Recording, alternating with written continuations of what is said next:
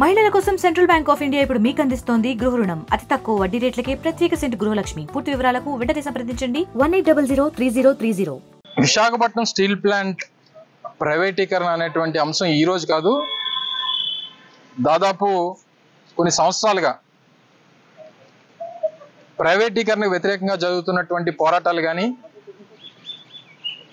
లేదా ప్రైవేటీకరణ అనేటువంటి అంశం మీద ఉమ్మడి తెలుగు రాష్ట్రాలకు సంబంధించినటువంటి ప్రజలు ఏ రకంగా ఒక సెంటిమెంట్గా తీసుకున్నారు అనేటువంటిది మనందరం చూసాం. ఇదేదో ఒక నియోజకవర్గానికో ఒక ప్రాంతానికో ఒక జిల్లాకో సంబంధించినటువంటి సమస్య కాదు. ఇప్పుడే పెద్దలు బొత్స సత్యనారాయణ గారు కూడా మాట్లాడడం జరిగింది. విశాఖపట్నం స్టీల్ ప్లాంట్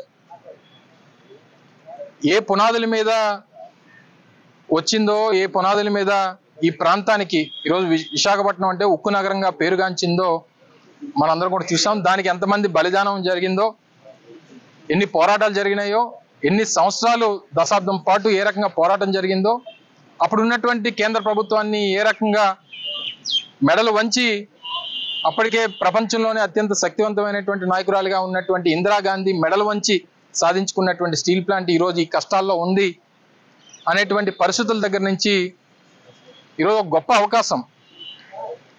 గతంలో మేము 5 సంవత్సరాలు అధికారంలో ఉన్నప్పుడు ఏ రోజు కేంద్ర ప్రభుత్వం నిర్ణయం తీసుకుందో ఆ రోజు నుంచి దానికి వ్యతిరేకంగా పోరాటంలో, అది ప్రత్యక్షంగా కానివ్వండి పరోక్షంగా కానివ్వండి, ఉన్నటువంటి కార్మిక సంఘాలకి, పోరాటం చేస్తున్నటువంటి పోరాట సంఘాలకి, పోరాట కమిటీకి అన్ని విధాలుగా సహకరించినటువంటి సందర్భాలు మీ అందరికీ తెలుసు.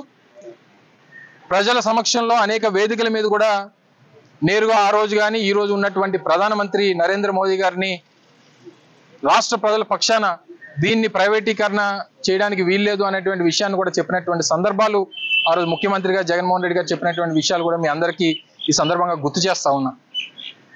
అయితే ఈ రోజు ఉన్నటువంటి పరిస్థితుల్లో మన 12వ తారీఖున 2వ బ్లాస్ట్ ఫర్నెస్ని కూడా క్లోజ్ చేయడం మనం చూసాం.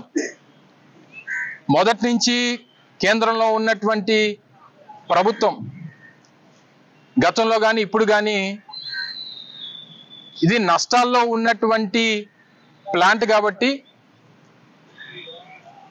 ఎక్కువ నష్టాలు ఉన్నాయి కాబట్టి దీన్ని ఏదో రకంగా ఏం చేయాలి అనేటువంటి, ప్రైవేటైజ్ చేయాలి అనేటువంటి ఆలోచనతో ముందుకు వచ్చింది. ఇది నష్టాల్లో ఉన్నటువంటి ప్లాంట్ కాదు, అప్పుల్లో ఉన్నటువంటి ప్లాంట్, నష్టాల్లోకి నెట్టి వేయబడుతున్నటువంటి ప్లాంట్.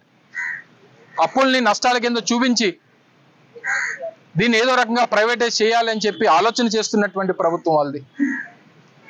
ఈ సందర్భంలో ఇప్పుడున్నటువంటి కేంద్ర ప్రభుత్వం వారికి ఉన్నటువంటి సొంత రాజకీయ పార్టీ బలంతో ఏర్పాటు అయినటువంటి ప్రభుత్వం కాదు.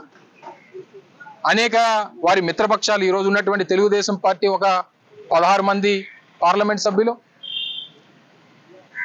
లేదా వారితో పాటు ఇక్కడ కూటమిలో ఉన్నటువంటి జనసేన పార్టీకి సంబంధించినటువంటి ఒక 2 పార్లమెంట్ సభ్యులు, వీరందరూ కూడా అక్కడ మద్దతు పలికితే కేంద్రంలో ఏర్పడినటువంటి ప్రభుత్వం ఈరోజు దేశంలో పరిపాలన చేస్తూ ఉంది.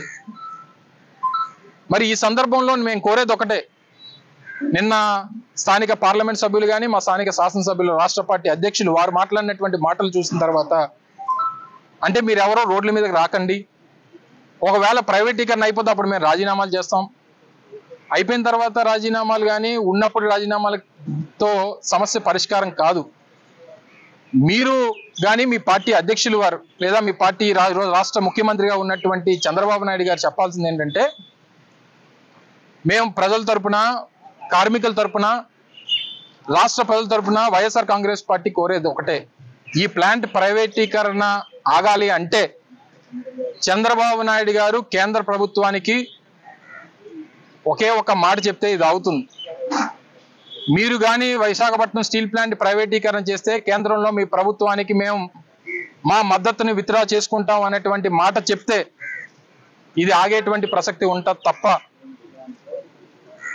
అంత అయిపోయిన తర్వాత మేము రాజీనామాలు చేస్తాం, మేము రోడ్ల మీద కూర్చుంటాం, మేము పోరాటాలు చేస్తామంటే ఇది ఆగేది కాదు, జరగదు, జరగబోదు అనేటువంటి విషయాన్ని కూడా ఈ సందర్భంగా మీ ద్వారా తెలియజేస్తూ, వైఎస్ఆర్ కాంగ్రెస్ పార్టీ స్టాండ్ నిన్న కానీ ఈ రోజు కానీ రేపు కానీ ఎప్పుడన్నా ఒకటే, ప్రైవేటీకరణకి వైఎస్ఆర్ కాంగ్రెస్ పార్టీ వ్యతిరేకం వ్యతిరేకం వ్యతిరేకం అనేటువంటి విషయాన్ని మొదటి నుంచి చెప్తూ వచ్చాం, దానికి కట్టుబడి ఉన్నాం.